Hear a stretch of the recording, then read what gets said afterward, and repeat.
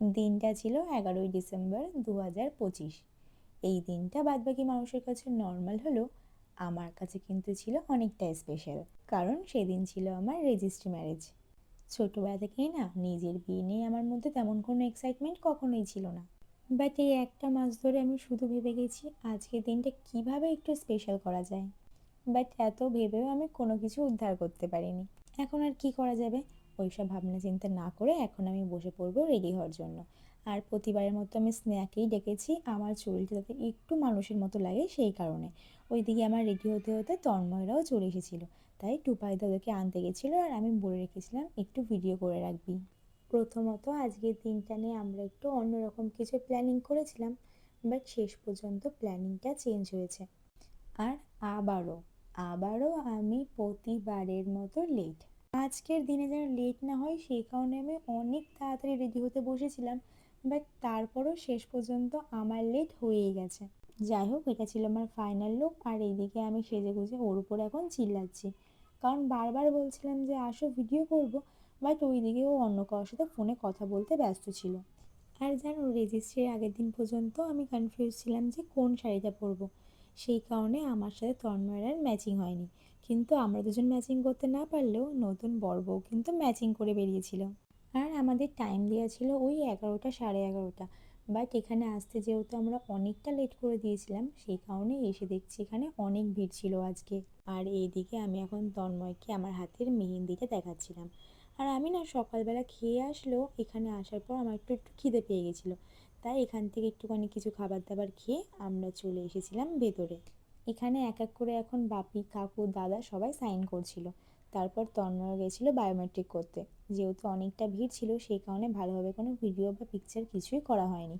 আর এখানে না আমার বায়োমেট্রিক করার সময় একটু প্রবলেম হচ্ছিল, অনেক কষ্টে আমারটা হয়েছে। আমার শুধু টেনশন হচ্ছিল যে কোনো কারণে ক্যান্সেল না হয়ে যায়। বাপি সেই প্রথম দিন থেকে বলে আসছে রেজিস্ট্রি অফিসে যাওয়ার দরকার নেই, অফিসারকে ডাকবি, বাড়িতেই যদি করে দেয়।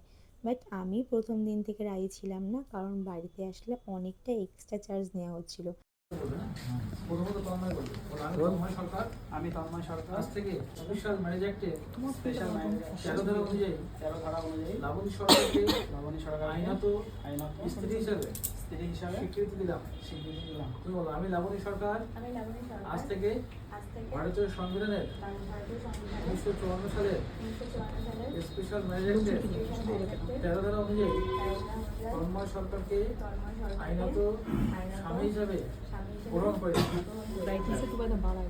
রেজিস্ট্রি ওয়ার্ডটা না এতদিন আমার কাছে নর্মাল ছিল, বাট ওই টাইমে কথাগুলো বলার সময় আমার মধ্যে একটা অন্য রকমের ফিলিংস কাজ করছিল। সেটা কেন আমি জানি না। সামাজিক না হলেও আজ থেকে কিন্তু আমরা লিগালি হাজব্যান্ড ওয়াইফ, বাট সেটা তো মানা পরের কথা। ভাবলেই আমার মধ্যে কেমন একটা মিক্স ফিলিংস কাজ করছে।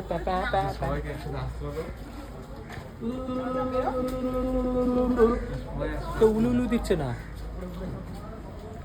শ্বশুরের সাথে বিগড়ে দিল। ও দাদা পিছনে আসো, দাদা দাদা দাদা দাদা এদিকে আসো, ও দাদা এদিকে আসো। আমরা রেজিস্ট্রি করে বেরোতে না বেরোতেই সবাই এখন শুরু করে দিয়েছে আমাদের পিছন লাগা। আর এই কিছুক্ষণের জন্য না আমার একটু বেশি লজ্জা লজ্জা লাগছিল। যেহেতু লজ্জাটা আমার একটু কম সেই কারণে লজ্জাটা আর বেশিক্ষণ থেকে না। আমার বোন আর ভাই ঝামেলা করেছে এসআই পরীক্ষার আগের দিন। আমার বোনের সাথে রাত্রে 11:30 পর্যন্ত কথা বলতে ঝামেলা নিয়ে। যেই অঙ্কটা আমি দেখতে গেছিলাম আমার বোন সেই সময় ফোন করতে পারি, ওই অঙ্কটা করলে এটাকে কোইন্সিডেন্ট। ওটা তো আমি এমনি মজার জন্য বললাম। পিছন থেকে তো টুপাইদার কথাগুলো শুনেই নিলে ও কি বলছে। আসলে কিছু কিছু জিনিস ওর বলাটাও মানায়, কারণ আমাদের সম্পর্কের জন্যে ও যতটা এফর্ট দিয়েছে, হয়তো আজকে আমাদের সম্পর্কটা এই জায়গায় একমাত্র ওর কারণেই। হতে পারে এখন আমরা একে অপরকে ভালোবাসি, বাট একটা সময় একমাত্র টুপাইদার কথা শুনেই আমরা এই সম্পর্কটাতে এসেছিলাম। যাই হোক, আমরা যখন রেজিস্ট্রির জন্য অ্যাপ্লাই করতে গেছিলাম ওই ভিডিওটাতে আমি একটা কথা বলেছিলাম যে আমরা রেজিস্ট্রির দিন অনুষ্ঠান করছি, বাট সেটা আমাদের মতো করে, কোনো লোকজন নিয়ে না। আসলে এমন না যে আমরা লোকজন নিয়ে করতে চাইনি, বাট যখন দুটো ফ্যামিলির লোক আমরা কাউন্ট করছিলাম তখন জিনিসটা অনেকটা বেশি হয়ে যাচ্ছিল, তাই সেটা আমরা পুরোপুরি স্কিপ করেছি। চলো আমি কিছু কথা বলি। আমি না একটা মধ্যবিত্ত ফ্যামিলি থেকে বিলং করি। ছোট থেকেই আমার বাপি আমাদের প্রতি কোনো রকম এক্সপেকটেশন না রেখে আমাদের ছোট বড় সমস্ত শখ পূরণ করেছে। হ্যাঁ, এটা ঠিক যে সবার বাবা মা এটা করে, বাট এটা বলতে আমার বাধবে না যে আমাদের থেকে আর্থিক অবস্থায় ভালো থাকা আমার এমন অনেক বন্ধু বান্ধব ছিল, তারা যে জিনিসটা পায়নি আমি সেই জিনিসটা পেয়েছি। অনেক কিছু না চাইতেও পেয়েছি, আবার এমন অনেক কিছু আছে যেগুলো অনেকবার চাইতে হয়েছে। এবার হচ্ছে কথা, বাবা মা হয় তারা তো দেবেই, বাট তার সাথেও আমার একটা দিদি আছে যে নিজে চাকরি বাকরি করে নিজে ইনকাম করে আমার এমন অনেক শখ পূরণ করেছে যেগুলোর আমি অনেক স্বপ্ন দেখতাম। দিদির বিয়ের পর আমাদের বাড়িতে 4 জন থেকে 3 জন হয়নি, আমরা 4 জন থেকে 5 জন হয়েছি। দাদা আসার পর আমার সমস্ত উৎপটাং শখ ইচ্ছা সব কিছুর একটা সঙ্গী পেয়েছি আমি। এবার একটা কথা বলবো যেটা শোনার পর সবাই হয়তো আমার উপরে চিল্লাবে।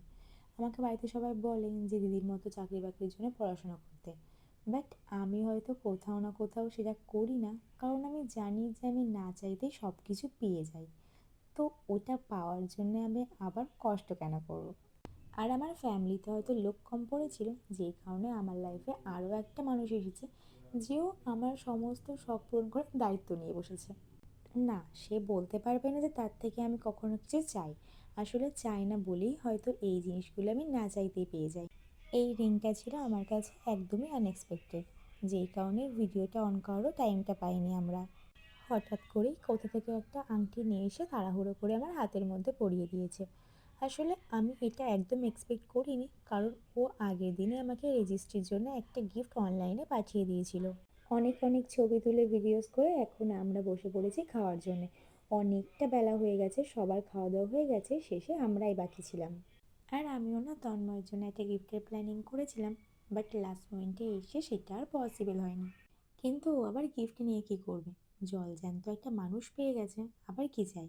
যাই হোক, আমি জানি নজর বলে একটা জিনিস আছে, বাট তারপরেও আমি বলতে চাই আমি আমার ফ্যামিলির পরে এমন একটা মানুষকে পেয়েছি যে আমাকে সব রকমভাবে বোঝে এবং আমাকে সব রকমভাবে হ্যাপি রাখার চেষ্টা করে। ভালোই ভালোই সারাটা দিন কেটে গেছে, এখন ওরা বেরিয়ে পড়েছে বাড়ি যাওয়ার জন্য। আর এইভাবে সাজুগুজু করে ওর সাথে আমাকে যেতে দেখে আমাদের এলাকার লোকজন হয়তো অনেকে ভাবছে ভালোই ভালোই আমিও হয়তো চলে গেলাম, বাট না, অত সহজে আমি যাচ্ছি না। সারাদিন ছবি ভিডিও চক করে এইভাবে সাজুগুজু করে ঘুরে বেরিয়েছি, এখন আর পাচ্ছি না। আজকের দিনটা যেহেতু একটু স্পেশাল, সেই কারণে আজকের ভিডিওটা অনেকটাই লং হয়েছে। তো দেখা হচ্ছে পরের কোনো নতুন ভিডিওতে, ততক্ষণের জন্য সবাইকে টাটা।